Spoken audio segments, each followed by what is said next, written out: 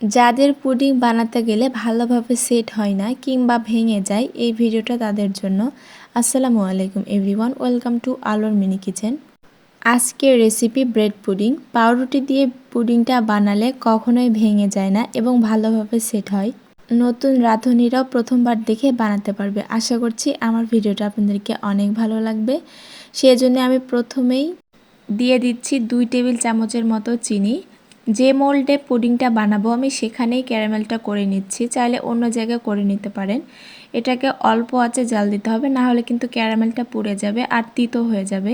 ক্যারামেলটাকে তাড়াতাড়ি নামিয়ে এইভাবে করে ঘুরিয়ে সেট করে নেব, না হলে কিন্তু এটা তাড়াতাড়ি শক্ত হয়ে যায়। এখানে আমি 3টা পাউরুটির পিস নিয়েছি, এগুলোকে একটু টুকরো করে কেটে নিচ্ছি। আপনারা চাইলে পাউরুটির লাল অংশকে ফেলে দিতে পারেন, তবে আমি সবগুলোকে নিয়ে নেব।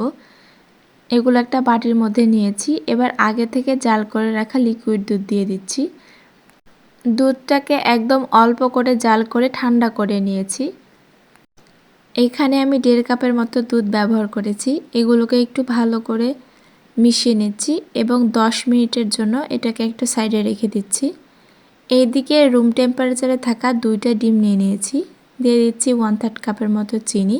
চিনিটা আপনাদের স্বাদ মতো কমিয়ে বাড়িয়ে নিতে পারেন। যেহেতু আমি পুডিংটা পাউরুটি দিয়ে করছি, সেখানে তো একটু মিষ্টি থাকে, এজন্য আমি চিনির পরিমাণটা একটু কম নিয়ে নিয়েছি। এগুলোকে একটু ভালো করে মিশিয়ে নিতে হবে যেন চিনিটা গলে যায় আর ডিমের কোনো লাম্পস না থাকে। এইদিকে পাউরুটিটা 10 মিনিটে অনেকটাই নরম হয়ে গেছে। একটা হ্যান্ড উইক্স দিয়ে এগুলোকে ভালো করে মিশিয়ে নিচ্ছি। বাসায় যদি কোনো ব্লেন্ডার থাকে তাহলে সেটা দিয়েও আপনারা ব্লেন্ড করে নিতে পারেন, তাহলে একটু ভালোভাবে ব্লেন্ড হবে। তবে হ্যান্ড উইক্স দিয়ে মেশাতে একটু বেশি সময় লাগে। এগুলোকে ভালো করে মেশানো হয়ে গেলে আগে থেকে ফেটানো ডিমগুলো দিয়ে দেব। এগুলোকেও আমি ভালো করে মিশিয়ে নেব। কাঁচা ডিমের গন্ধটা দূর করার জন্য এখানে আমি দিয়ে দেব ভ্যানিলা এসেন্স। ভ্যানিলা এসেন্স না থাকলে এলাচের গুঁড়োটাও ব্যবহার করতে পারেন, যে কোনো একটা দিলেই হয়। এগুলোকেও আমি ভালো করে মিশিয়ে নিয়েছি। এইদিকে ক্যারামেলটাও সেট হয়ে গেছে।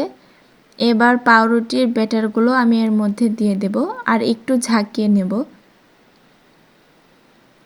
এবার এটা ঢাকনা দিয়ে ঢেকে দিচ্ছি। যদি এরকম ঢাকনা না থাকে তাহলে ফয়েল পেপার ব্যবহার করতে পারেন।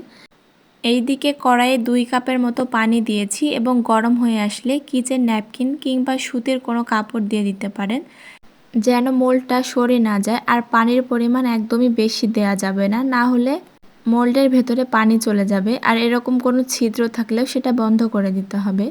চুলার ফ্লেমটাকে মিডিয়াম টু লোতে রেখে 25 মিনিটের মতো এটাকে বেক করে নিয়েছি। পুডিংয়ের সাইজের ওপর নির্ভর করে একটু কম বেশি লাগতে পারে। ঢাকনাটাকে খুলে নিয়েছি। এবার পুডিংটা হয়েছে কিনা একটা কাঠি দিয়ে চেক করব। কাঠিটা পরিষ্কার আছে মানে পুডিংটা একদম হয়ে গেছে। এটাকে আমি আধা ঘন্টার মতো এখান থেকে তুলে নিয়ে ঠান্ডা করে নেব এবং ঠান্ডা করার পর ফ্রিজে রাখবো। ফ্রিজে না রাখলেও কোনো সমস্যা নেই, তবে এটা ঠান্ডা করার পর মোল্ড আউট করতে হবে, না হলে কিন্তু ভেঙে যাবে। একটা নাইফের সাহায্যে আমি পুডিংটাকে ছাড়িয়ে নিচ্ছি।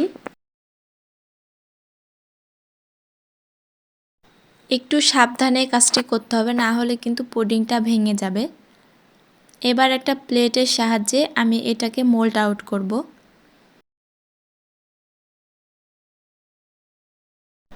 মাশাআল্লাহ, কতটা সুন্দর হয়েছে। আমি একটু কেটে দেখাচ্ছি।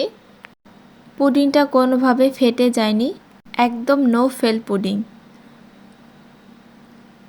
দেখে বুঝতে পাচ্ছেন কতটা নরম আর মসৃণ হয়েছে। এই পুডিংটা ছোট বড় সবার পছন্দের একটি খাবার। এত সুন্দর পুডিং আপনারাও বাসায় তৈরি করতে পারবেন আমার রেসিপিটা ফলো করলে। ইনশাল্লাহ এরকমই হবে। আর যারা নতুন রাঁধুনি তাদেরও প্রথমবারে এত সুন্দর পুডিং হবে। আশা করছি আমার ভিডিও আপনাদেরকে অনেক ভালো লেগেছে। সবাই ভালো থাকবেন, সুস্থ থাকবেন। আল্লাহ হাফেজ।